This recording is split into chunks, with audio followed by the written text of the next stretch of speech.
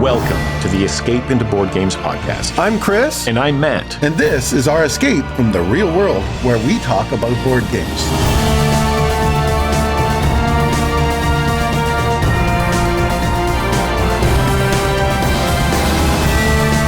In this episode, we're going to share some of the games that caught our eye and appear beautiful to us.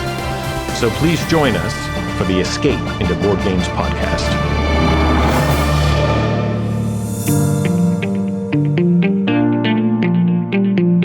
Often, what draws us into a board game are the artwork, components, graphic design, and overall look of the game. That's what piques our interest initially. Like a good book cover, the artwork and components of a board game can often be the hook that drags us in to find out more about a board game. Sometimes it can be an eye-catching logo on the box. Sometimes it's a cute wooden meeple or an incredible set of miniatures. Sometimes the colorful artwork in the game can dazzle you. And sometimes it's the whole package as the game is set up on the table and fills you with excitement. But like a good book, you can never judge a board game by its cover. More often than not, the game has to be beautiful inside and out for you to keep coming back to it time and time again. And certainly beauty is definitely in the eye of the beholder.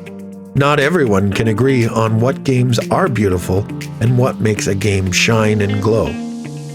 In this episode, we talk about beautiful board games.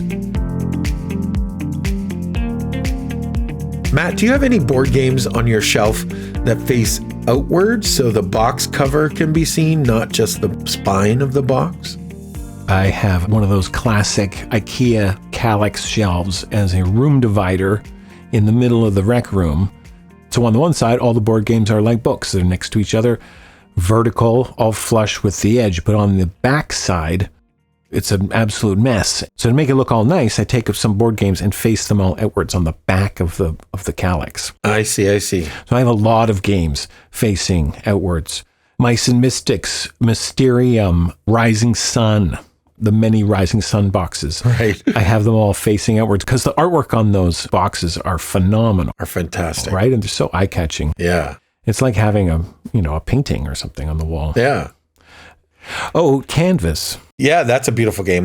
It's literally designed as a piece of art, and I seriously considered it for this episode because it is a beautiful game and the box is beautiful, and it actually has a little hanging hole on the back of the box that you can literally, instead of putting it on your shelf, you can literally hang it on your wall in your game room. The whole game is hanging on your wall. I love that.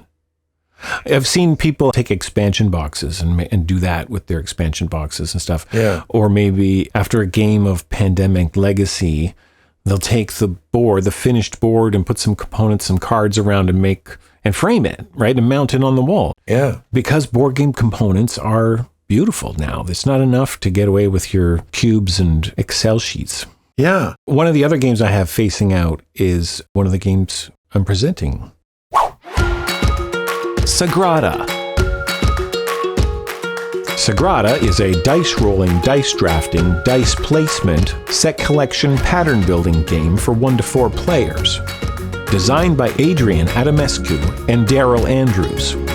Sagrada is for ages 14 and up, plays in about 45 minutes, and was published by Floodgate Games in 2017.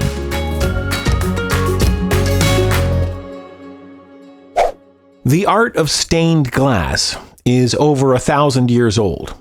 In the Gothic period and the Renaissance, 1100s to 1500s, stained glass was one of the prominent and most important artworks practiced in Europe. In Sagrada, players are building their own stained glass windows using beautiful, colorful, transparent dice. Those dice are beautiful. Aren't they? They are amazing. I get excited by dice in general, but absolutely. When I first saw Sagrada, the cover, the player board is really beautiful, but those little translucent dice in all the different colors just pop. Like they just speak to me. They are bright colors too. They're not dull or faded. Red, blue, green, dark green, like a really vibrant green, but still transparent where you can see through it. Yeah. Yellow and purple. And these, yeah, you're right. They just pop. These colors are great. I'm a huge fan of these dice. But what's so interesting about Sagrada is these beautiful dice stay hidden in the bag for the most of the game. Right. And you're pulling them out in tiny little increments. It's like we're just teasing. Here's just a handful more. Here's a handful more. It's a giant bag filled with these things, but you only get to see them in little increments. It's true. It's kind of like Carcassonne. Like each individual tile is not that beautiful on its own. But once the game is over, and all the components are filling the table, and in this case, all the dice are in their player boards. Yes. It really does look like a little bit like stained glass, and it looks beautiful. Yeah, oh, for sure. Yeah. The player board is really great. It's depicted a stained glass at the top in your player color, and then there is a recessed area with a 5x4 grid where you can fit 20 dice. It's this double layer board so the dice will fit neatly in place and holds them in place. And they won't slide around. It's quite well done. Yeah. In a typical turn in Sagrada, players are drafting dice from a small pool of die that were pulled from the bag, depending on player count, and rolled. So each round, you're selecting from a pool of dice that will vary in color and shade. In Sagrada, the different numbers or pips on the dice are called shades. The lower numbers, the 1, 2, 3s, are light shades, and the high numbers, the 4, 5, 6, are dark shades. Yeah. I had a little trouble getting my head around this. Because when I first read shades, I would think, right. Oh, well, the dark shades would be the green, blue, and purple, and the light shades would be the yellow, red. Oh, wait, that doesn't right. It was like... Yeah, the word shade, and I was looking for like a tint of... Yeah. The red, like there's two kinds of reds. I only see one. Yeah. There's two kinds of greens. I only see one. Yeah. Just a nomenclature thing that just took me a second to get my head around. Yeah. But still occasionally trips me up. Yeah. During setup, each player gets a window pattern card.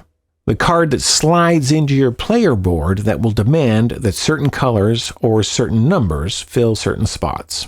This is in addition to the standard dice placement restrictions.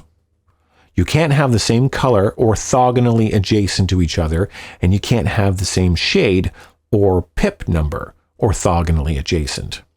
So when you're placing your dice on your personal player board, you can't have two dice touching that are the same color or the same number. This is usually pretty easy, and quite often Sagrada is a nice, chill game, similar to Ticket to Ride or Sushi Go. Yeah, I would say so. I think it's probably a little bit more, for me anyway, it's a little bit more interesting or maybe slightly more complex than those two games. Certainly Sushi Go anyway. Yeah. But yeah, it has the same feeling of just a relaxing sort of go around the table and play. You're drafting dice, but it's not particularly mean. Like, you know, it's kind of hard to hate draft someone. So do I pick up the red 3 or do I grab the 4 that's in purple? Right. Well, I've got a bunch of purple on my board right now, so I don't want that. Maybe I'll grab the... Yeah, and you usually have enough options through most of the game that, you know, if someone takes the dice that you really want, it's not a terrible pain for you. Sometimes late in the game, though, it can be kind of painful to watch someone take that last blue dice. No. That's right. Because that's the only one you needed to get in this one spot. But. Exactly. Or in order to score some of the really big point scoring cards. Yes, exactly. Yeah. There are public objective cards. There's 3 that come out each game, and these will determine which patterns will score which points. And they really change the feel of each game. Sometimes cards come out that are easy to fulfill, like get as many 4s and 5s as you can. Well, that's it, right? So now while you're making your choices, you like, well, do I want that yellow 4 or do I want that yellow 3? Well, I'm going to get the 4 because it's going to complete the public objective better. Right. And that's an easy decision to make. Right. But some of them are, let's say, don't repeat the same color in any row or don't repeat any number in any column. Yeah. And now if you get both of those objectives in the same game, well, those are incredibly difficult to complete. And now it's turned this nice, chill beer and pretzels game into an insane, brain-burning... Yeah. Right? Yeah, it definitely ramps up the complexity. In general, I'd still say it's a chill game, but you're right. There can be times where they come out in the right order in those cards, and it's like, oh my God, this is tough. Yeah, this is going to be crazy. There's only 3, and so generally, you're usually going to get an easy one and then maybe, a couple of more difficult ones. But I have, in the past, looked at those objective cards and gone, let's just swap this one out with a different one. Oh. To make it, right? You just, anything but this. Forbid. Well, if you Forbid. Because it does change the feel of the game. It does. And if you're into more of a, beer and pretzels kind of night, then you might want to just have the simpler object. And I appreciate that about the game. It's something that comes out at the beginning. You can change the setup. I think it's good. Yes. I generally don't do that, but I do agree with the idea behind it. We can make our own rules about how we can play certain things and what kind of a game we want to play and not. So it hasn't happened very often, I'll admit. Yeah. It's good to have an option. Yeah. There are 3 tool cards that come out each game too. And these cards might allow you to move previously placed dice to a new spot, or maybe re-roll dice from the dice pool.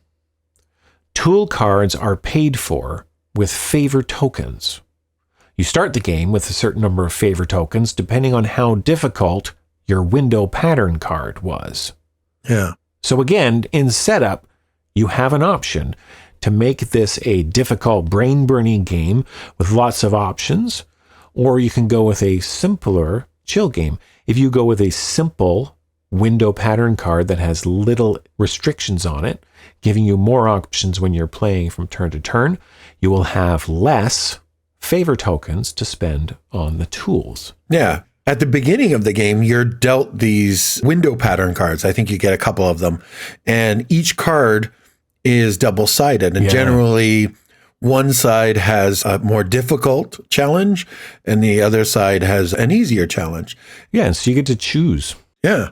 The easier challenge gives you fewer of the favor tokens that let you use the tools to accomplish it, and the harder ones give you more favor tokens. Yeah. The favor tokens are these beautiful, they're just little beads. Oh, yeah. But they're clear little beads that, like just another design choice, another art direction choice that they made when they were putting this game together, were these clear beads instead of choosing like a colorful one or whatever, so that it doesn't interfere with the artwork and makes the colors sparkle a little bit through them. Yeah. Just a brilliant, brilliant game. With every new game that comes out, we're seeing more and more beautiful artwork. Yeah. And then we will see old classic games get reprinted, and they'll tackle the art and try to improve on it. Yeah. And in a couple of times, they've failed. I personally feel that the Castles of Burgundy reprint that Alea did not improve on the original. And so I ended up having to go out and find a copy of the original because I preferred the art on that one better. That's saying a lot because it's a pretty drab looking game, and like the original Castles of Burgundy is pretty drab, I would say. Right. And you would think that of all the games to improve upon, that would be the easiest because the bar was set so low. Yeah, exactly. But there was some problems with the graphic design as well with the reprint that it wasn't as intuitive and seemed a bit clunky. I've heard people complain about the components in that new version too. Yeah, it's unfortunate because so many old games could use some new artwork.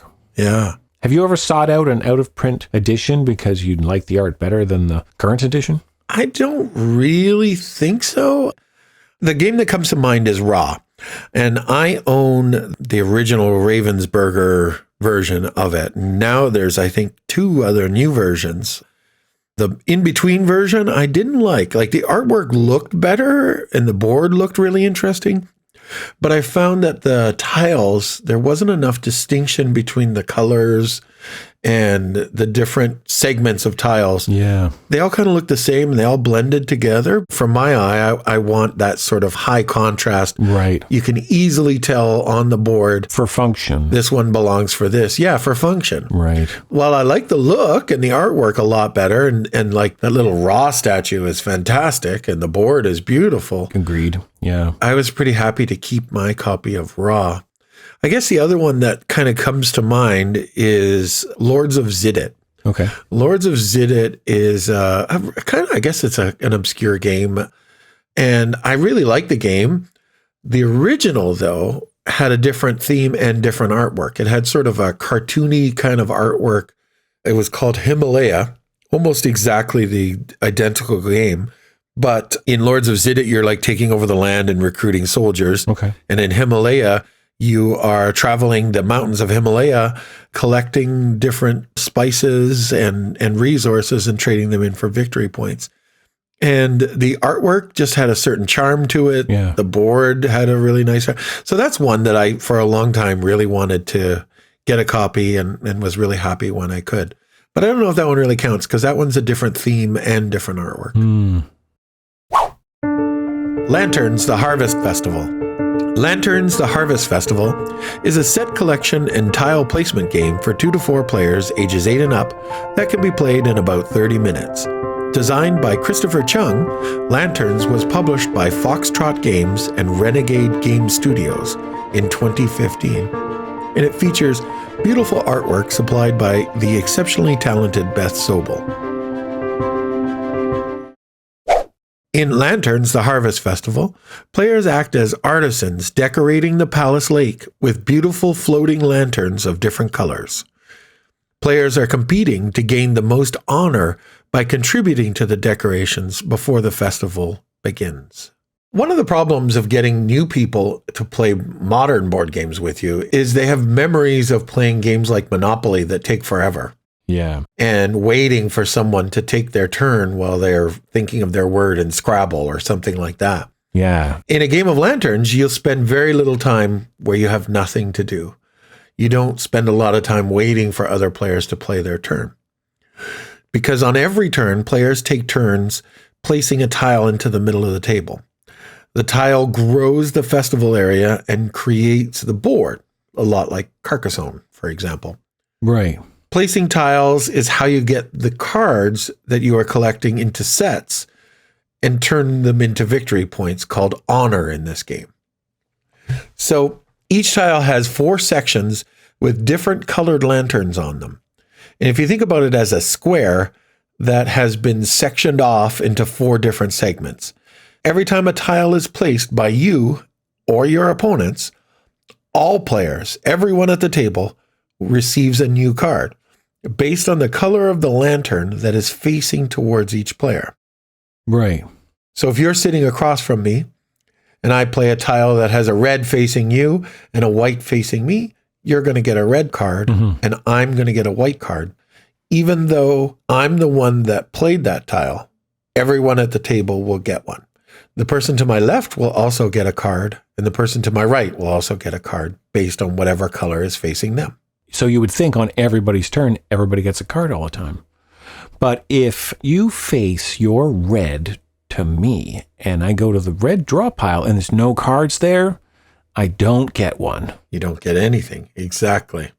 And if you can do some clever matchy stuff when you place your tile, you can get 2 cards. And therein lies the strategy of this game, is you're trying to limit what your opponents are all getting and beef up and get maximum use out of the cards that you're getting. Yeah. So you're collecting these cards face up in front of you, so everyone can see who has what cards, and you can see what people are collecting. And you're hoping to collect the right combination of cards. For example, either 4 cards of the same color, 3 different pairs of colors, or 7 cards, one of each color. You will be able to turn in these sets, called making a dedication, for victory points on a future turn. Okay. And when you make a dedication, you take the top token from the corresponding pile, The points for each token decreases as the game goes on, so that the first person who collects 4 cards of the same color will get more points than the players who do it afterwards. Right. Make sense? Big race. Yeah. I'm not terribly good at these kinds of games.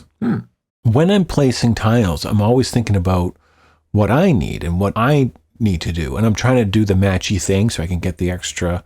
And I'm trying to face the certain color to me so I can get the colors that I need. But I'm never cognizant enough to look over to my opponent and see, oh, I'm about to give them their third purple and that's going to win them the blah, blah, blah. And it's not in my wheelhouse. These aren't my strengths for sure. Right. It's something you really need to take a little bit of care to play it strategically. Sure. Anyway. Yeah. It's a fun, clever puzzle, but I'm just really bad at it. Yeah. And I guess, I don't know if this is the right word. Is it a spatial?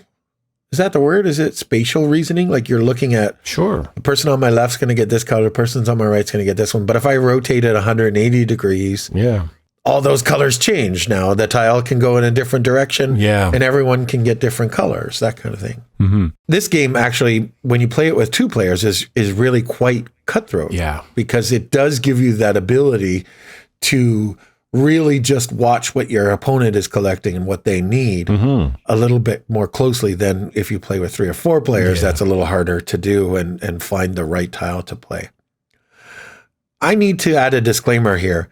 Chris Chung, the designer of this game, he's a friend. I adore him and admire him. I think his games are fantastic. Yeah. So my views on this beautiful game are probably a tiny bit skewed. I also adore Chris, and I've had the fortune of playing a lot of games with him, and it's been a lot of fun. Yeah. But there is no bias in my review, as I have told him that I'm not a fan of this game. You're not a fan of lanterns. Wow. That's because you're not good at it. You just said you weren't good at it. It's because I have to look at what I have to deny you. Right. That I'm not good at. Everybody's going to get a card on everybody's turn if you play by my rules, right? Yeah. Cards for everybody. Whee! And that's okay. I think that's okay. I think you can still play Lanterns the Harvest Festival and have a good time, even if you're not maximizing your turn every turn. Yeah. It is a lighter family weight game. It's got this interesting combination of tile laying and planning for future turns, because the planning is really important when you play it strategically to plan out what you're going to do next turn rather than what you actually intend to do this turn. Right. Having said that, it can be played with younger kids and enjoyed by adults equally. There's some luck involved in winning, but that's the case with anything, cards or tiles that you shuffle and hand out. Sure. But it provides enough strategic decisions that have to be made each turn that make it fun and challenging for all. Yeah. When the game is finished and it's completely laid out, like Carcassonne, all the tiles are on the table, and it's actually really a beautiful game. Yeah. All the tiles have this sort of dark blue background, and that's the lake. And there are these bunches of colorful lanterns floating in the water, these tiny little dots. And it actually looks really beautiful. The only thing it's missing is that sort of sparkle off the lake. It's quite a beautiful game when it's all done. Agreed. It's such a beautiful theme. The Chinese lanterns are gorgeous. So yeah. It's interesting that here we are playing a game themed about that, whereas 20 years ago it was combat or trading in the Mediterranean. Yeah, very true. It's a good thing. Yeah. Now, the genius of lanterns, I think, is the fact that you're only able to trade in your cards by making a dedication at the start of your turn. You do this before adding a tile to the board and before you get any more cards. That's the brilliance of lanterns. It emphasizes the need to watch the cards that each of your opponents is collecting and requires that you're always planning ahead for your next turn. You can't just simply let it happen. You always want to be thinking, okay, if I get this one and this one, then I'll be set up perfectly for next turn. So you place your tile that carefully. Mm. A game of lanterns is typically won by just a few points. That makes every tile and every turn important. And your planning for it has to be quite important too. You have to think about what you want to do. Mm-hmm. Because everyone can see points available for the 3 different possible dedications. and how many of each color card that everyone needs to fulfill it. This makes Lanterns one part a strategic race for collecting cards and points, and the second part that provides these really interesting tactical decisions where you might decide that you just want to go for the quick points rather than the big points. Yeah. Adding to that tension is the fact that all the colored Lantern cards are limited, so that as long as a player can stay under the hand limit, you can sometimes hoard cards of a certain color to make it less easy for one or maybe two of your opponents to get them. Yeah. Probably two is a stretch, at least to stop one opponent. You can hoard a couple cards. Mm-hmm. I enjoy Chris's games. I know you do too. Yeah. I've play tested quite a few of his games, and every one of them, I can't wait for them to get published. I know. He just announced one the other day, which is very exciting for everybody. Yeah. I'll never forget a game I played with Chris of Potion Explosion. Okay. Which is another beautiful game. And at the end, we were totaling up our scores, and I got a rule wrong. You know how at the end you have those sets? I didn't think that a single potion could be included in more than one set, but of course it can. And so I totaled up the scores wrong. And of course, I won because I made the mistake, and I was all proud of myself and put it online and everything. Yep. And then maybe like 3 months later, I realized my mistake, my rule mistake, and had to tell him immediately that he was the victor and go back and change the stats. That's hilarious. I was playing a game of Wordsy, a spelling word game, with a mutual friend of ours, and pulled out the little score sheet. The previous game had been still in there, the score sheet, and it was signed by Chris Chung.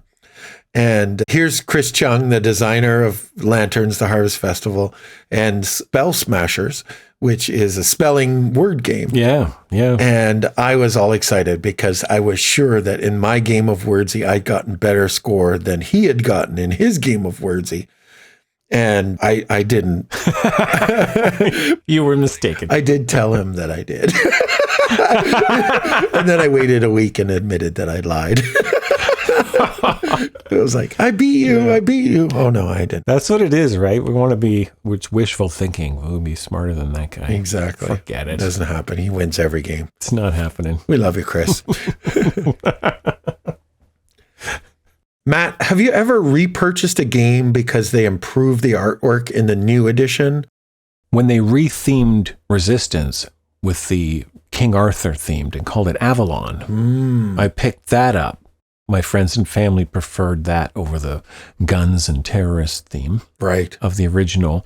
Every time a new love letter comes out, I pick that up. But to answer your question, it's the Brazilian version of Coup. With art by Weberson Santiago. Oh, okay. Yeah, he's amazing. I can't picture the art of that particular version, but I can picture so much of his art is just astoundingly beautiful. Yeah. It's like fine art in an art gallery, each card. It really is. Yeah. I haven't yet to find sleeves to fit the cards, so I haven't been able to play the game yet. Oh, really? Cool. But this next game that I'm about to present has had several different versions. Right. That's true. And people will buy the French version versus the English version because of art preference. Yeah. And there's a new version, or maybe it's the only other version, because I have the French version. But like, doesn't it have like shiny foiled printing on it? Like, it's really quite beautiful too. That's right. The current publisher, Renegade Games, did two versions, the standard version and the deluxe version. Right. The deluxe version has foiled cards, comes in a big wooden box and the whole bit. Nice. That's Arboretum. Arboretum is a hand management, pattern building, tile placement, tree collecting card game for 2 to 4 players. Arboretum was designed by Dan Kasser and was originally released in 2015. Arboretum is currently published by Renegade Games Studios. Let's build an arboretum. You get to choose which trees line the path. A row of blue spruce, some cherry blossoms, a dogwood perhaps. There's room for a few maple trees, an oak, and perhaps a willow. In Arboretum, players are collecting and playing tree cards into a tableau in front of them that represent their personal arboretum. Arboretum is a card game that consists of 10 different species of trees, each suit containing 8 cards numbered 1 through 8. Depending on which version, you'll see art from Philippe Guérin, Chris Quilliams, or Beth Sobel. I have the deluxe version with the foil cards and Beth Sobel's art, and it comes in a nice wooden box. Oh, nice. And I have the French version. Yeah. And it's tiny, and I like the art. I do like the art. It's interesting how each card is just a picture of a tree, but yeah, how is that pretty? But it is. They're incredibly pretty cards. I would like to see that version, though, because I've never seen all of the different cards. Yeah. In person for the Renegades version. The deluxe version has the foil cards, so instead of a white background, it's this reflective foil, which gives it a very deluxe feel. Right, it feels rich. But I'm not sure if it improves the aesthetic, really. Definitely feels like it's a more expensive card, but it doesn't, I don't know if it makes it any prettier. And foil cards are hard to photograph. Yeah. You get a glare from the lights. Yeah, so they're not going on my Instagram very often. Yeah. Despite being gorgeous. Yeah. Depending on the number of players playing determines how many suits of cards you will use. In a 4-player game, you use all 10 species or 80 cards. Right. For a 3-player game, you use 8, and for a 2-player game, you use just 6 different species. It can be fun to pick which trees you'll play with in any given game. If you play a 2-player game a couple of times, you can swap out several species for another one to change it up.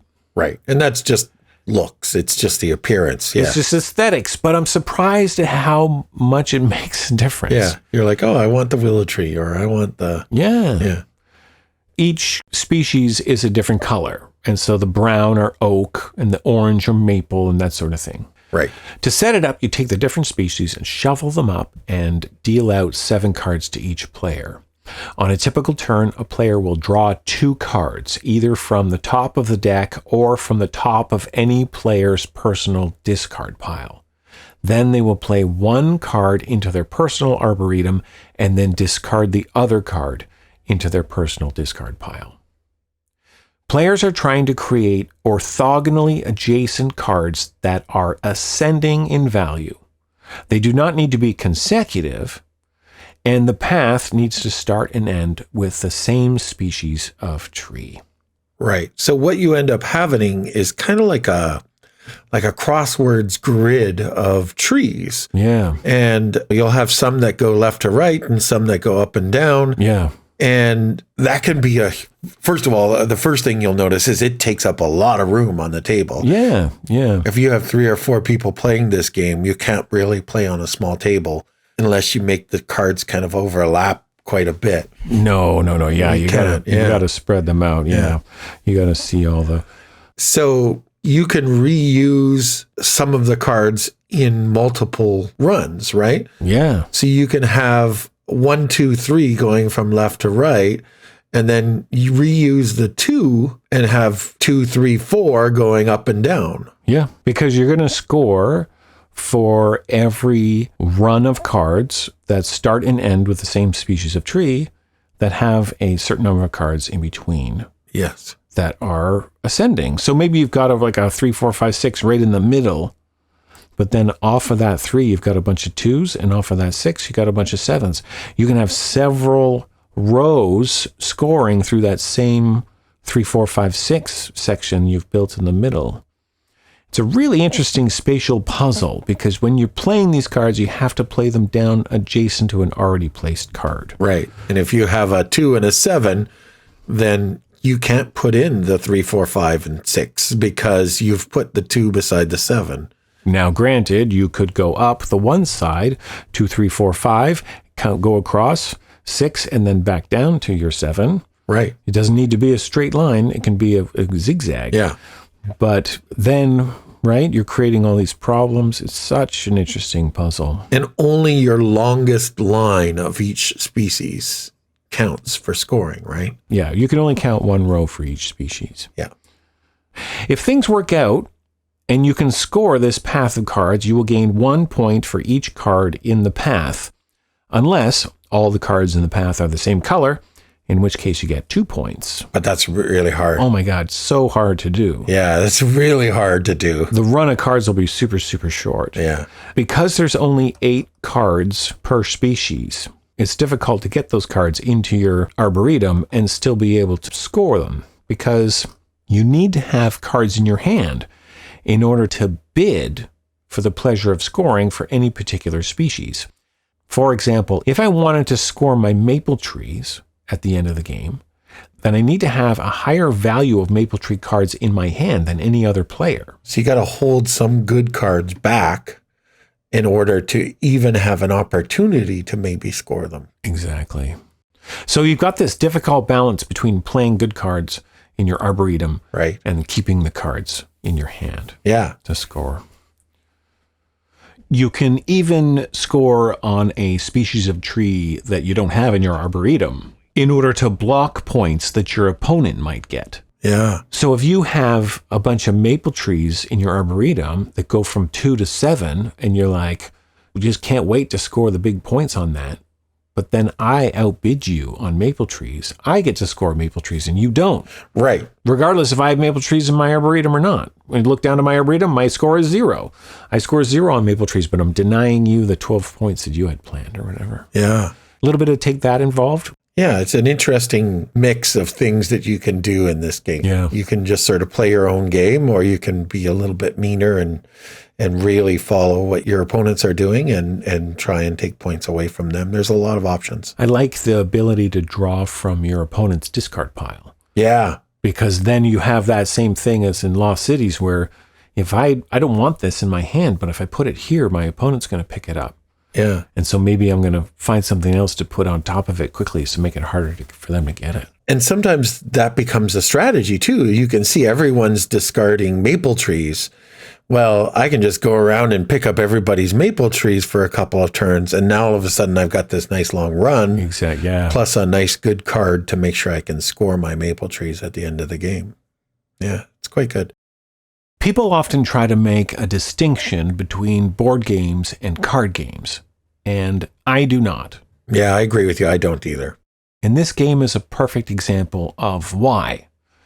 The term card game comes with a certain set of expectations that might imply it's a casual game, chit-chat is accompanying this game, it'll be quick and easy. Arboretum is a card game that isn't any of those things. Right, right. And the added tile placement, spatial component, it just feels more like a board game than any other game that we've talked about this episode. Right. Why don't we call Sagrada a dice game? We don't. Yeah. And so I find that I need to use, and I want to expand the term board game to include a multitude of different activities. Yeah. I agree with you. I think a board game can have no board at all. It can include dice games. It can include card games. It can include role-playing games, for that matter. Right. You know, games that have no components. They just have paper and pencil, and that's what they're playing. Or Agreed. Yeah. For me, the terms are all interchangeable with the word board games. I know it's not that way for everybody, but that's what it is for me. Matt, have you ever bought a game just because of the way it looked? And I mean, without knowing very much or knowing very little about the game, just, wow, that looks cool, I'm going to buy that. Nah, I'm a sucker for that, but no. No, never. Eh? Because I've been burned. Right. Thinking a game is going to be one thing and then take it home and it's not. Right. So I've now been doing my research, but certainly I've walked into a board game store and I remember I walked in and we saw Alchemists on the shelf. Right. And we knew nothing about the game at all. We looked at it, we were immediately attracted to the cover, picked it up, flipped it over. We didn't take it home that day, but I went home and I watched a couple of videos, found out it was deduction, and it was shot straight to the top of my wish list. I also purchased Rising Sun without knowing much about it. But that was more of a Kickstarter exclusive hype machine Right. on the heels of the Blood Rage success kind of thing. An established company that, an established designer that you're familiar with, both of them. And, Yeah. you know the quality will be good right out of the gate. And I guess Kickstarter games are all kind of like this, right? They all... Yeah. You buy a Kickstarter game without knowing very much about it. Sometimes you can play the game online or see a playthrough or get walked through it by some demoer on the internet so well that you get a really good idea what it's going to be like. Yeah. That was not the case for me in Rising Sun. I was all in based on the name brand alone. Cool. So Chris, Yes. have you ever bought a game just because of the way it looked? I have. I've done it a couple times. The first time was actually one of the first games that I bought when I was getting into the hobby. I'd say it was maybe one of the first 5 games that I bought. I went to our local board game store and I found this game on the shelf, knew nothing about it, picked it up, read the back, thought it looked amazing, looked so cool. The theme looked interesting. The artwork was amazing. It was Arkham Horror. Oh, wow. I took it home and set it up, and it took me an hour to go through the rules and set it up. Yeah. And I got exhausted and put the game away. The next time I pulled it out, I did the exact same thing and refreshed myself with the rules and said, oh my God, this game is too much.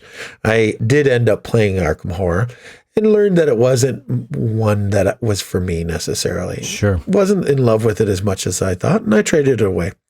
But that one was one that ended badly. And another one was really fantastic. It was a game with a beautiful cover. Yeah. Amazing artwork on the cover. When you open the box, it doesn't really match what's on the cover. Okay. I mean, I guess most board games don't really. It's a concept on the cover. But I was not disappointed in the game. It still remains one of my favorite games. And it's the next one that I'm presenting. Wasabi. Wasabi, also known as sushi, is a pattern building, tile placement, and set collection game for 2 to 4 players, ages 10 and up, that can be played in under an hour. It was designed by Josh Capel and Adam Gertzbein and was published in 2008 by Pegasus Spiel and Z-Man Games and features delicious artwork by the designer Josh Capel.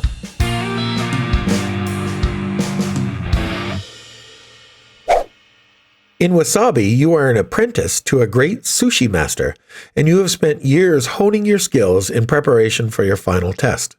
You must compete against other hopefuls, all working in the same confined kitchen to assemble your quota of recipes of varying complexity.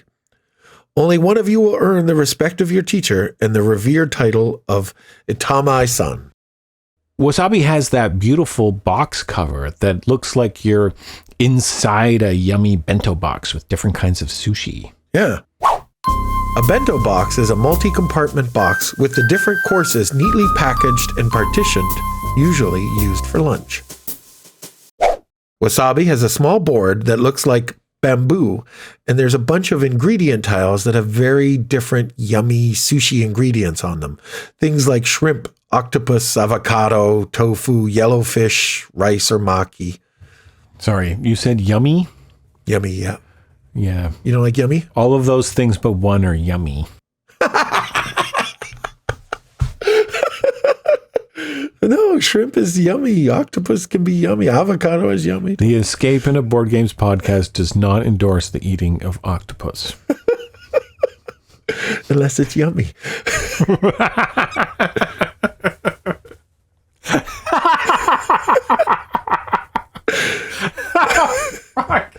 The game comes with these delightful tiny bowls. Their only purpose is to hold the wasabi cubes that you gain during the game. I can appreciate that.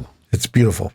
Players take turns adding one of the delicious ingredient tiles to the board. And you do that by building off each other's previously placed ingredients in an effort to complete one of the recipe cards in your hand. Each recipe card has a number of ingredients in a row, and the cards come in varying degrees of difficulty with either 2, 3, or 5 different ingredients required. Okay. If on your turn you create an uninterrupted sequence of ingredients on the board that appear in a straight line, either vertically or horizontally, and they match the sequence of one of the recipe cards in your hand, you can complete a recipe, trading in that card for points. Cool. There is a twist, though. Your ingredients don't have to be in the exact same order as shown on the recipe card. However, if they are in the exact same order when you've completed the order, then you've done it with style. Nice. And you receive a number of wasabi cubes, depending on the difficulty of the recipe, that provide you with bonus points at the end of the game. Those wasabi cubes get stored in the little plastic bowls. Every time you complete a recipe, you also get to choose one of the action cards in the play area. The play area is called the pantry. And you can use those cards on a future turn. The action cards can help you fulfill recipes faster or be used to hinder your opponents in their efforts. Cool. Action cards are a one-time use. When you use a powerful action, you have to return it to the pantry where someone else can take it and use it on their future turn. Oh. If you want to use that card again, you have to complete a new recipe and time it so that that card is back in the pantry and available to be taken by you. Okay. The action cards have names like Spicy or Chop or Stack, and there's a Wasabi card. They can be extremely useful as they provide in-game powers, things like take additional ingredients or play an additional ingredient to the middle of the table. You can stack ingredients on top of another or swap the location of two different ingredients. The Wasabi card lets you use the wasabi cubes you've collected to occupy 4 spots on the board where no one can play. The game ends as soon as one player has fulfilled 10 of their recipes, or when the board is completely full with every space containing an ingredient or wasabi. Points are awarded for completed recipes and bonus points for each wasabi cube. The player with the most points is the winner. Cool. While completing a recipe with style is important because the bonus points of the wasabi cubes can often be the difference between winning and losing, everyone has the same amount of points available to them in their 10 recipes.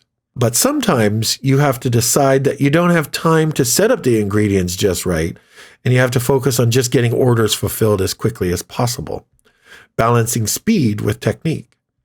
Remember, you can win by fulfilling all 10 of your orders first. Okay. And the other cool thing is, if you see someone who's trying to do that, then you want to fill the board and end the game right before they do that and win. Okay. I've seen people online call this game Scrabble with sushi or even just food Scrabble. And, you know, I understand the comparison. I get the point.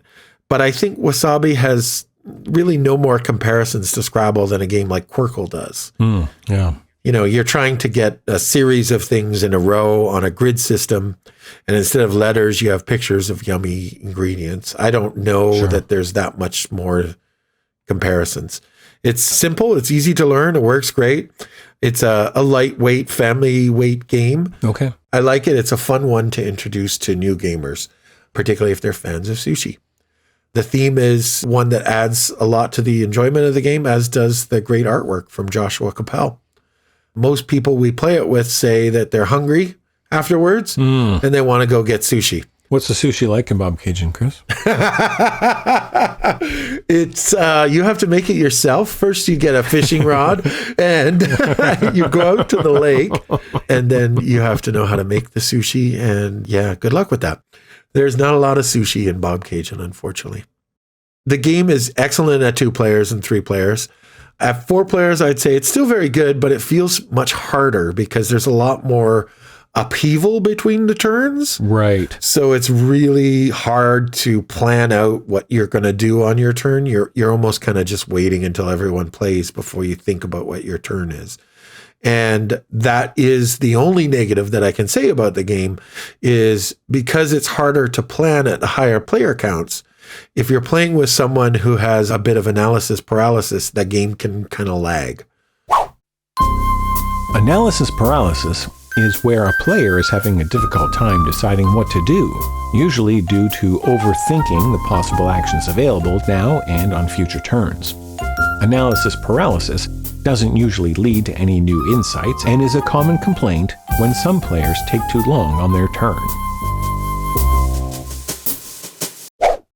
So it has to be said before we finish talking about Wasabi, I gotta say, games where Josh Coppell has worked on the art of the game, they have the very best rule books out there. Interesting. They're always well organized and well explained with lots of thoughtful, colorful examples. Wasabi is a perfect example of that. It's an easy game to learn. Right on. And the rules are laid out in such a way that help with learning and retaining the game. Oh, cool.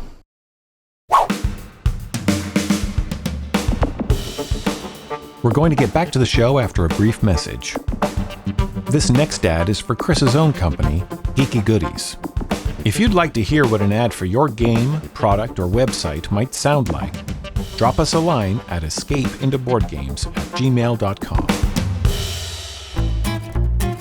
When we escape into board games, we're always wearing our Geeky Goodies t-shirts. They are great conversation starters for gamers and non-gamers. But did you know that they also sell socks, hoodies, game room posters, mugs, and so much more? All things board games. All things geeky. Visit geekygoodies.com and use coupon code ESCAPE for a 10% discount off your purchase. Matt, this next game that you're going to present, I've heard a lot of mixed reactions about just how beautiful this game is. A lot of people have described it as garish and overly colorful. So I'm really curious what it is about this next game that you think is beautiful. You sound like you're describing the complaints about Rising Sun. I have seen that said as well, yeah. When I saw this game online, the components intrigued me immediately, but then there was all this artwork that accompanied it. Yeah. Like beautiful artwork. It looked as though someone had spent years doing these oil paintings of this diesel punk, alternate history, pre-World War II, Eastern Europe. Mixed with technology. Yeah. And it looked as though there was a whole world involved. It wasn't just the art, and that's what the artist is credited for creating the art, but also for creating the world. Right. Because there's a mythology almost that accompanies this game. The sheer volume of art. There's so many cards have unique pictures on them, and the player boards have unique pictures on them, and the faction mats have unique pictures on them. It just goes on and on and on. And they're gorgeous pictures. They're very, very pretty pictures. I think most people complain about the map itself. It has to be, like we discussed when you were mentioning earlier about Raw, it has to be functional. Right. In order to work. And the board is a hex grid with different terrains. There's water, there's farms, there's villages, there's fields. Each of them needs to be unique and identifiable from across the board. So I can see that there's a give and take when it comes to that graphic design versus artistry. Yeah, no, I understand. This was when I was just getting into the hobby. Yeah. And I've said this before in previous episodes. It's very true for this game. When I saw it and kept learning about it, I found myself saying, wait a minute, games do that now? Right, right. Games do that? There's a deck in this game of 20 some odd cards. Each card has a unique image on it. Right. It looks like a oil painting. Yeah. You're like, what the hell? It really does look like an oil painting. Well, we've talked around it for a while. What is the game? Scythe. Scythe is an action selection, engine building, variable player powers, area control, diesel punk 4X game for 1 to 5 players, ages 14 and up, that plays in about 2 hours. Scythe was designed by Jamie Stagmeyer, with art and world building by Jacob Brzezalski. Scythe was published by Stonemaier Games in 2016. In an alternate universe, 1920s Europa, 5 factions fight for supremacy in war-torn Eastern Europe. In Scythe, each player controls a different faction as they harvest resources, build weapons and structures, increase their popularity and military power, and spread influence across the board. Scythe is a 4X game, meaning it has exploration, you expand your territory, you exploit the landscape, and exterminate your opponents. Yeah, 4X is explore, expand, exploit, and exterminate. Those are the 4 things that you're doing in a 4X game.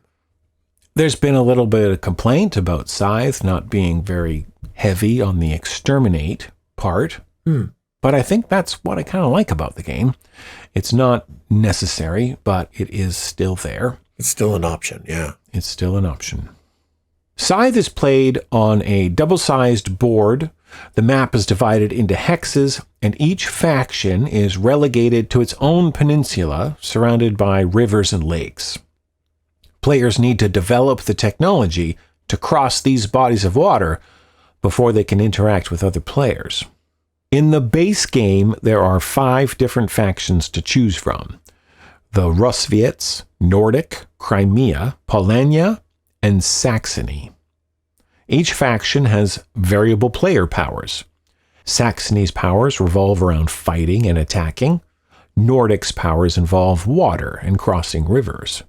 Players start the game with a random faction board and a random player board. These boards go together to make up your personal tableau. Faction boards will have the various player powers, and the player board will have the variable player setup. Each is covered in beautiful art by Jacob Rosowski. Players start with 2 workers near their capital and their character pawn, a plastic miniature of the faction leader, in their capital. Player boards contain 4 mechs that the players can unlock. A mech is widely considered to be a giant robot or a machine controlled by people. These machines vary greatly in size and shape, but are distinguished from vehicles by their humanoid or biomorphic appearance and size. The mechs are amazing. Yeah. They are the part that's beautiful about this game, I find. Yeah. It certainly caught my eye the very first time I saw them. Yeah. Each of the 5 factions get a different design of mech. Yeah. And they're in their faction color. Yeah. They make the game, you just go, oh, that looks cool. Like you really, it really draws your eye in. Agreed. And the art is quite great too. The art often contains pictures of the mechs. Yeah. Which I find delightful. If you were to describe the art, it's kind of like farming in the foreground. That's right. There'd be a family that's doing this 15th century kind of farming on the land. And then the background is this massive piece of machinery, this mech, this weapon of war and technology and the future. Yeah. Sometimes they're on 2 legs. Yeah. Sometimes with big sickles in their hands. Sometimes they're on 4 legs, or maybe there's a big wheel on them. Each of the designs vary slightly depending on the factions, which I like. Yeah. And it's this just really interesting mix of sort of old world and new world and the fact that they look like these oil paintings. I mean, it was really unlike anything that we'd ever seen in the board game world. Agreed. The player boards are where the players take their actions. Each player board has 4 actions along the top and 4 actions along the bottom. These actions are the same for all players, but they're located in different spots on each player board. The top row actions are produce, where you make wood from forests, metal from mountains, food from farms, oil from fields. The move action is where you can get your units into those hexes. Bolster and trade, which will strengthen your military might or get resources. The bottom actions are upgrade, deploy, build, and enlist. The upgrade action is really clever. You spend oil to make any top action more powerful and to make any bottom action cheaper. The player boards are these recess boards, these double layer boards. Double layered boards, yeah. And for some reason that really adds a lot to the feeling of the game. Agreed. Whenever you get a board game that has these double layered recessed boards and you can put your cube or your miniature or your piece in there. It just fits. And the table shakes and the piece just stays in there. You just feel like, oh, yeah, I must be playing the deluxe version of this game. Exactly. Yeah. They're quite good. And then the upgrade action, what you're doing is taking those cubes from the top row and picking them up and moving to the bottom. And so what you do is you could say, oh, I'm going to take this cube from the move action. So now instead of moving 2 guys on the next turn, I can move 3 guys on the next turn. That'll be good. And then I can take that cube and move it down and cover up one of the oils on upgrade. Right. Making every upgrade in the future cost 1 oil less. Right. And so I'm getting 2 things for that one action. Such a great feeling, right? I'm doing upgrades all the time. I constantly want to make that happen. So satisfying. Deploy needs metal and allows you to build a weaponized mech that will unlock certain technologies and allow you to fight. So the mechs sit on your personal player board, and then when you're able to take that action, that bottom action, you put 4 or 5 metal back into the supply, and then you're able to take one of these mechs and put them on a hex where you have workers.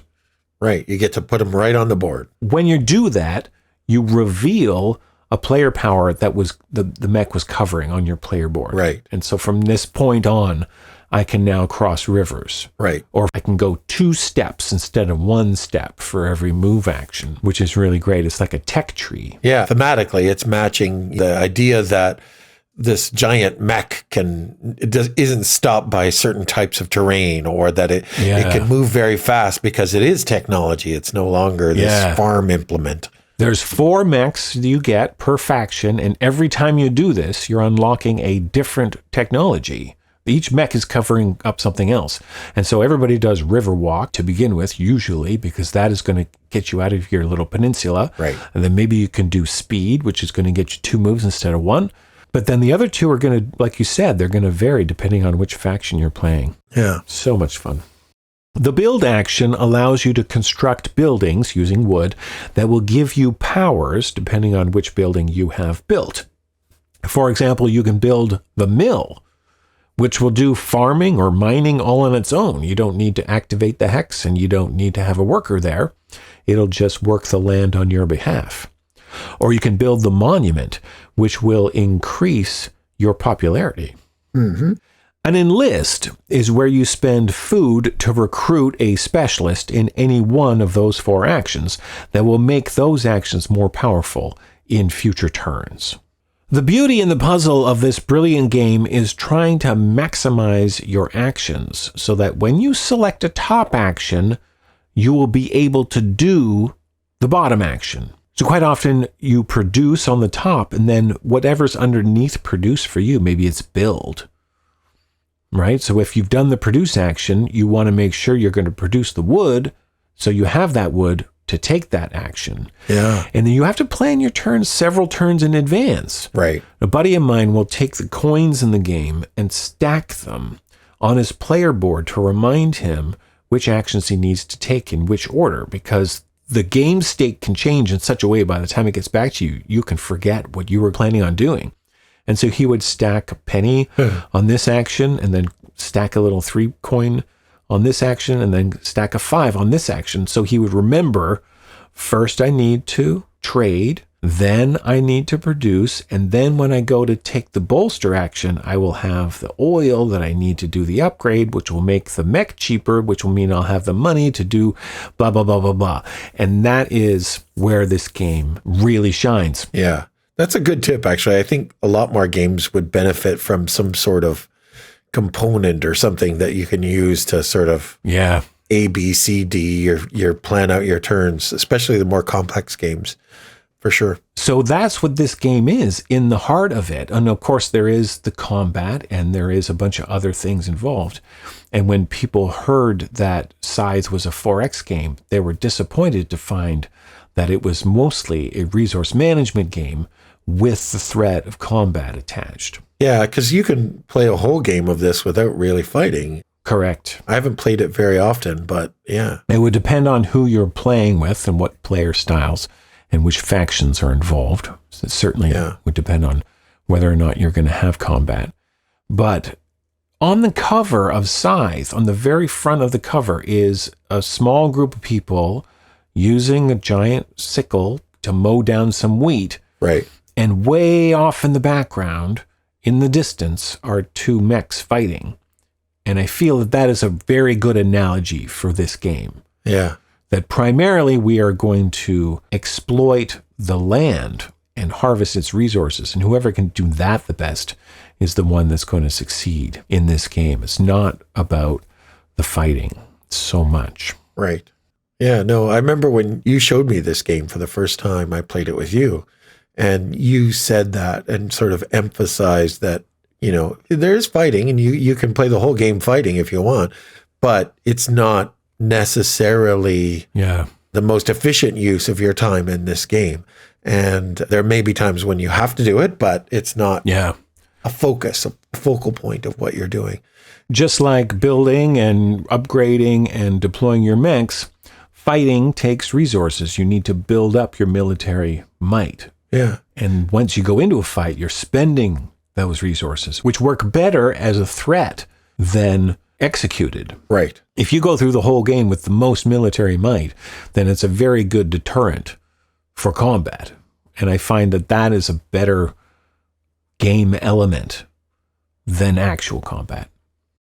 In the center of the board is the mysterious factory. It's this capitalist city-state that's responsible for all the mech technology.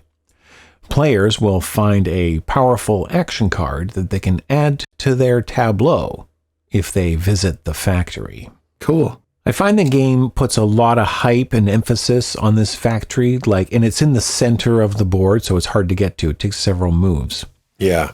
But it's not the game-ending technology that can be found there that is often hyped up to be. Right. It almost feels like it's a false goal for people who are new to the game. Maybe. I mean, without a doubt, having an extra action slot can be very powerful. And depending on your strategy, it could help you out a great deal. And depending on which cards are under there, in a 4-player game, you're only going to take 5 cards out of the factory deck to put in there. And the first player picks those up and looks at them and gets to decide which one to keep and puts the rest back. The first person gets the best of the choice.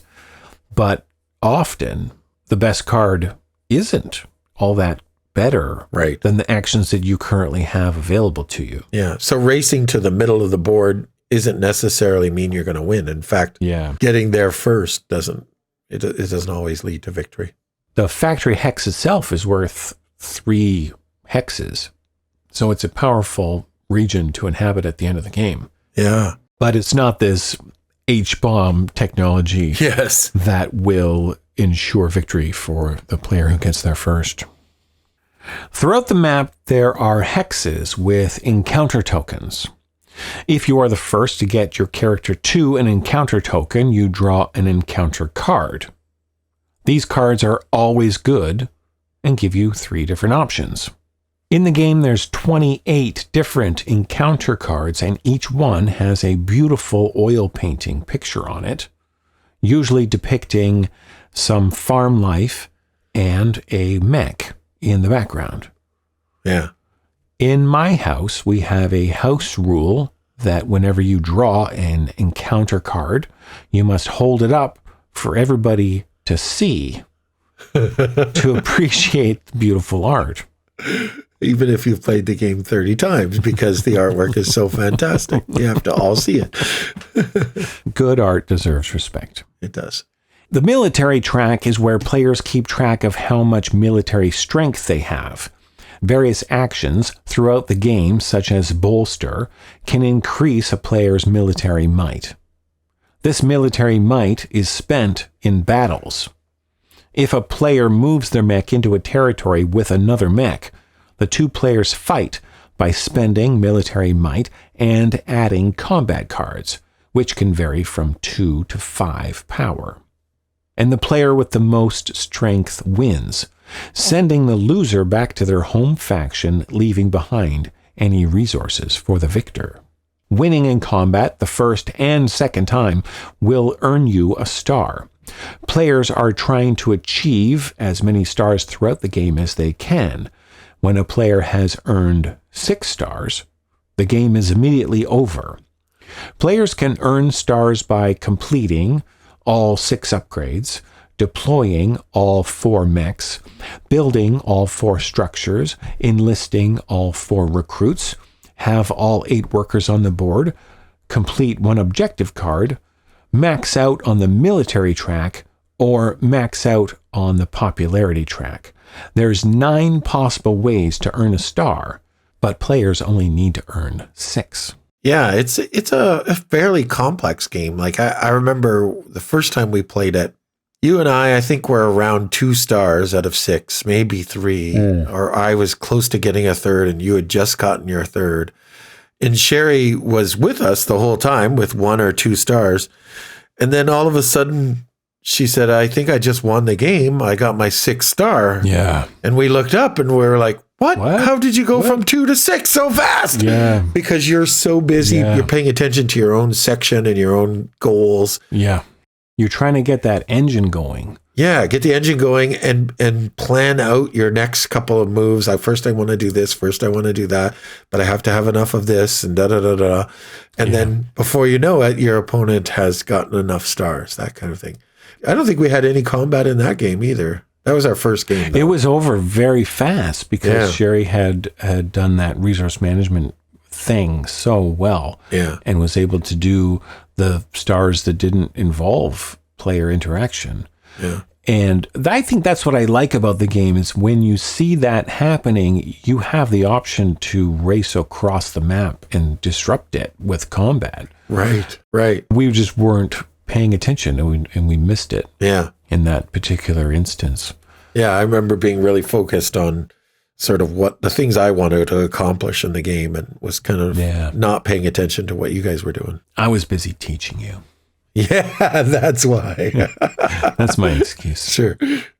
Once a player has triggered the end game by putting down their 6th star, they total up their scores by multiplying their stars, the hexes they control, and leftover resources by the number next to their marker on the popularity track.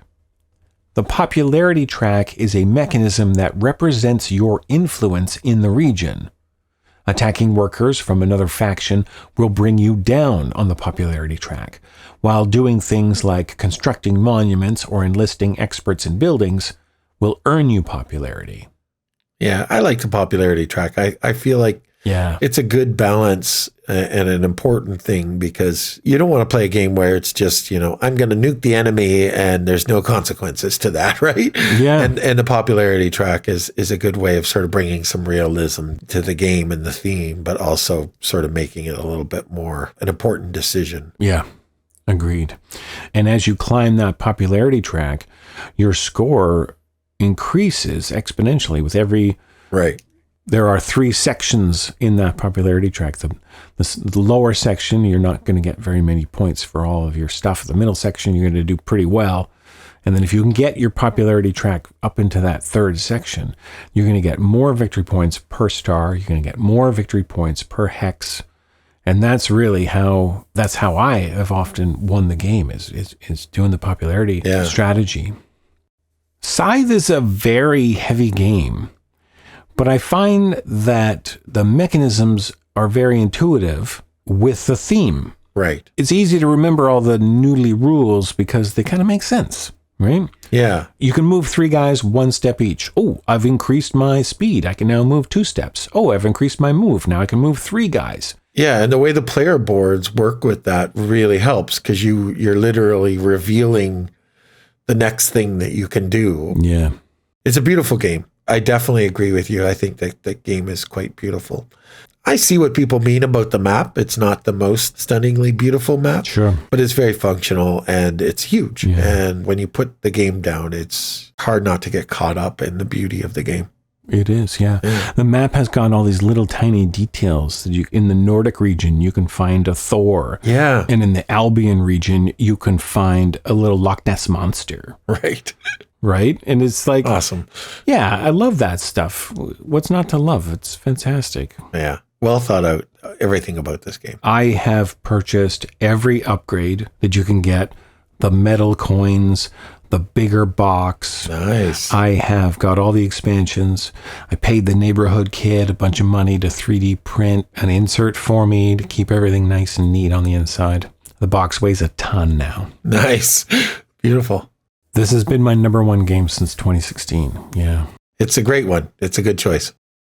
When Scythe came out and there was all those cards with the unique art on them, I honestly felt that the bar had been raised so high, right, that companies would either match it or try to ignore it completely. And I wondered why they didn't go back to old great games and give them the Stonemaier treatment and get them back into stores and people interested with just a fresh coat of paint, right? Like, how hard would it be to give like a couple of these games a fresh coat of paint? Because there's great games out there, like fantastic old games that could benefit from this kind of upgrade. It's true. I mean, certainly some games get reprints with new art, but there's not that many. It's certainly not that many. Yeah. And it's surprising how many editions of some games get reprinted with the same artwork that's, 10, 12 years old now or older. Yeah. It's weird. Chris, have you ever reprinted a board game yourself and upgraded art? Yes, actually, that I have. I've talked about it on other episodes. I did a retheme with new art for the game Modern Art. Yeah, that's right. Because I didn't like the sort of boring abstract art that they chose. We talked about that in our Modern Classics episode. That's right. Yes. I've done other versions of, like I did a version of Love Letter that was using screen captures from the movie It's a Wonderful Life. Oh, nice. One of my favorite movies. Instead of collecting hearts, you're collecting little metal wings that I bought at a... No way. Yeah, I bought these little metal wings at a jewelry store that you'd like put on a necklace or something. Yeah. So you're collecting them for that. I did a Doctor Who version of Six Nimit. So Six Nimit is this game with just numbers on the cards. Mm-hmm. And they have like a little bull's face, like a bull, an animal bull on the card. So I did Doctor Who version. So instead of having just the number on the card, it's got a different Doctor Who villain on all 100 plus cards. Wow. And instead of the bulls, I put little TARDISes on them because I'm a fan of Doctor Who. Very cool. I did Battle Line, the Reiner Knizia game, the 2-player Battle Line. I did a version that instead of taking place on some ancient battlefield, I can't even remember where the original was from, I did one where you have different factions from science fiction movies. So Battlestar Galactica, Star Wars, Star Trek, Firefly. Oh, cool. And you're just fighting for the different locations in there. Awesome. So I've done that quite a bit. I did one that I didn't like the artwork on it's called a game called Felix the Cat in the Sack. Okay. That's a Friedman Freese game. I don't know if you've played that one. No. It's, about putting this cat in a sack. I don't understand the theme and the artwork was kind of silly and boring. So I redid it with Looney Tunes characters. Oh, no way. Yeah, and just redid awesome. It. So yeah, I do that quite a bit. And the reason I do this is because theme really does matter to me. Like, theme is important. Yeah. And, the artwork is a big part of that. How the art looks and feels in the game is a big part of its theme. And it's what draws me into a game. As I'll look at it and I'll be like, oh, that's a really interesting looking game, or it's really beautiful, or, the components are exciting. And this next game has, I feel like, taken that sort of concept to like the nth degree. Like, it's just amped it up to a whole new level. Yeah. And in fact, I've seen some new games coming out that use very similar sort of concept of this game. Okay. That game is Everdell. Everdell is a tableau building and worker placement game that plays in about an hour to an hour and a half with 1 to 4 players ages 13 and up. It was designed by James A. Wilson and published in 2018 by Starling Games. Artwork for this game was created by Andrew Bosley and Dan May. In Everdell, a civilization of woodland critters thrive under the towering trees, and biggest of them all, the Evertree. But the time has come to look for new lands and find new territories to settle. You are the leader of a group of tiny critters establishing new cities among meandering streams and mossy hollows in the valley of Everdell. Players take turn either playing a card or a worker to the board. On their turn, a player has an option to do one of 3 different things. They can either place a worker on one of the locations that make up the board and perform the action that is allowed at that location. These are usually gathering resources, drawing cards, or some other special action. They can play a card into their personal play area. Playing cards is how you build up your city and populate it. There are 5 types of cards that will let you do things like collect resources, provide a special ability, or score you points. The resources in this game is how you do things like pay for the cards you want to play to your tableau. They come in 4 different flavors: twigs, resin, pebbles, and berries. These components are great, right? Because the berries are they're like soft little squishy berries, and the resin is hard and sparkly, and the pebbles are these hard, glossy looking oval-shaped pieces that look like stones. Yeah, they really do. And the twigs are brown and have little ridges, right? They look like wood. Yeah, they're realistic looking little components. Yeah. Though you have to be careful though, don't eat those berries because they're soft and they're chewy. You kind of want to bite them. You do.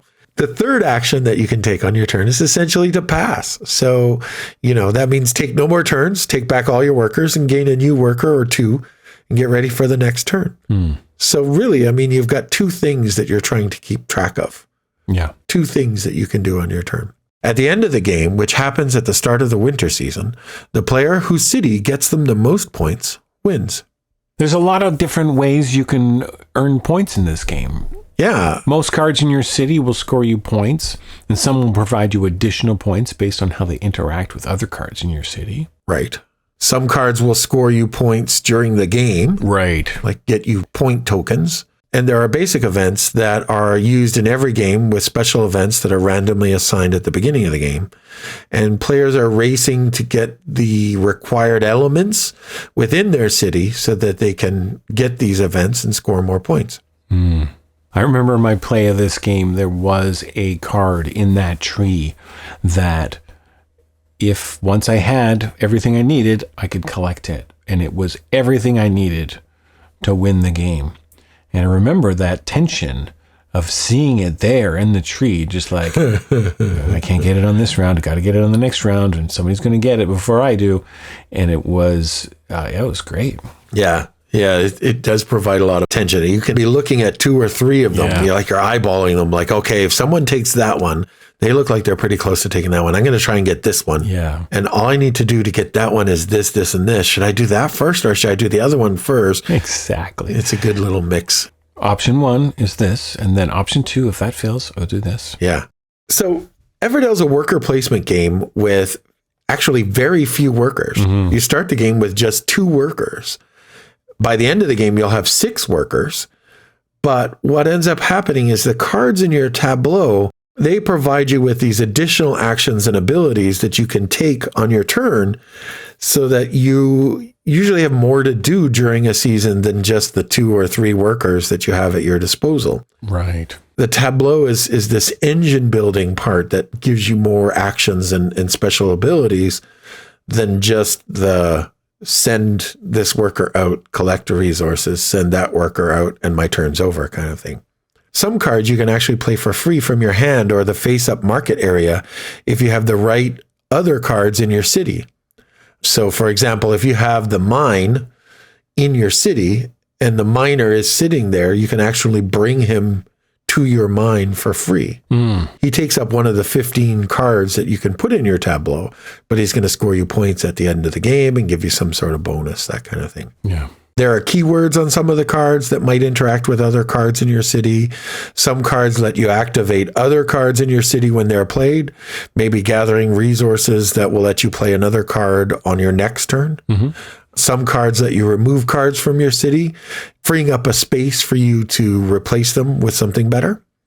But because you start with so few workers, the first 2 seasons of your year, they go by really fast, like lightning fast.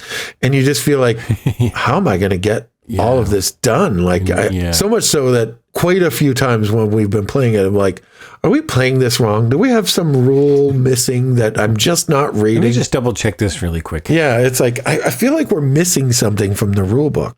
It feels like there's very little that you can actually do in the game. It's like, I have 2 workers and I've got to collect, 6 different resources, and each worker is going to give me 1 or 2 resources. It's like, how am I ever going to get that done? Yeah. But the clever way that the cards interact with each other is really what makes this game shine in terms of its mechanics. Nice. The game proceeds and it amps up. Yeah. So as the cards really start to work together, there's a point where many players just find themselves wishing that they could fit more than their 15 allotted cards into the end of the game, because now it's 2 rounds left, or the last round. I've got tons of actions that I can do on my turn, and I've got to be much more selective about what cards I'm going to play and which ones will get me the more points and that kind of thing, because the game's amped up that much more. Another neat thing about this game is whenever you've used up all your workers and abilities for the season, you prepare for the next season, which means passing, and then you immediately move on to the next season. So if I'm in spring and my spring ends, I move right on into summer while everyone else is still in spring, because their cards let them take 2 or 3 more actions than maybe mine did. Yeah. And because everyone's tableau of cards will play out differently, this can mean we're all going to run out of workers and actions at different times for every season, including the end of the game. Yeah. So you don't have to wait for people to end the season. You just continue playing. You take back your workers. That opens up spots for people who are still playing, and you start your new season. It's really, I've not seen that in a game. I think that's quite a neat. It's very unique. Yeah. The first time I saw that, I was like, are we playing this wrong? This doesn't seem right. It's another example of let's just read that part of the rule book again. Yeah. Let's just double check that real quick. Yeah. It does work really well. It does. It's really quite neat. The game takes place from the start of the winter and is played through to the onset of the following winter. So you're playing through 4 seasons, 1 full year. But we need to talk about how beautiful the game is. The meeple. There's these different little woodland animals for each player. Yeah. They're made out of wood in these cute little shapes. The base game comes with squirrels, turtles, hedgehogs, and I think the last one is mice. It's a little hard to tell. I think it's mouse. There is this tree. This is the thing that you're going to see at a convention, Matt. Yeah. You see it, you're walking by, and it makes you stop and go, whoa, what is that? Everyone won't stop talking about it. Yeah, it's this it's a giant board, first of all. And at the end of the board is this very, very large, multi-layered 3D tree made out of cardboard. And the top layer of the branches of the tree, they serve as a placeholder for the new critters that you will get later in the game to grow your city as the game continues. The lower layer of branches holds the randomized event cards that provide bonus points or bonus resources that you can get during the game, or points you can get at the end of the game. And that's all this tree really does, is just hold these bonus cards and the more meeple that you're going to get on your turn. Yeah. And under the tree is this very large, beautiful round board with a stream that goes through it. There's worker placement locations along the shore and in the forests at the edge of the board. The middle of the board has this sort of green meadow where some of the cards are placed face up in a sort of market. And the deck of the cards is actually stored inside the trunk of the tree. So they're not like falling over or spilling out, because it is quite a big deck. And it fits just nicely in the trunk of the tree. It's an absolutely gorgeous game. Yeah. And it makes a huge impression on people that have never played it or who are new to the hobby and look at it and they're just like, wow, what is that? That's an amazing looking game. I take issue with people that say the tree serves no function. Yeah? Yeah, it only holds the components, sure. Yeah. But in this game, I found that I was yearning for that bonus card. Like I was mentioning earlier, it was there in the tree. Yeah. And I had to get it in order to win this game. I had to get that card. And I think the designers realized when they were playing the game that that's what you did as a player. You would look to these bonus cards and you're like, okay, I'm going to get that one. And then I'm going to get, oh, these are the fruit of the tree. You're trying to get this means of survival and victory. Yeah. And putting them in the tree is symbolic of the reverence in which the players hold them. I mean, and we're woodland creatures. It just makes sense intuitively that they would be up there on that pedestal. Yeah. Cool.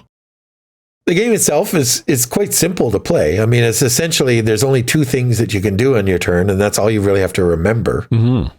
But there are really so many different ways that you can score points and use the cards that you end up with that the game actually feels like fairly complex. Yeah. I'd still only call it a medium or light to medium weight game. Yep. But the rule set itself is aimed very clearly at getting new gamers to play Everdell.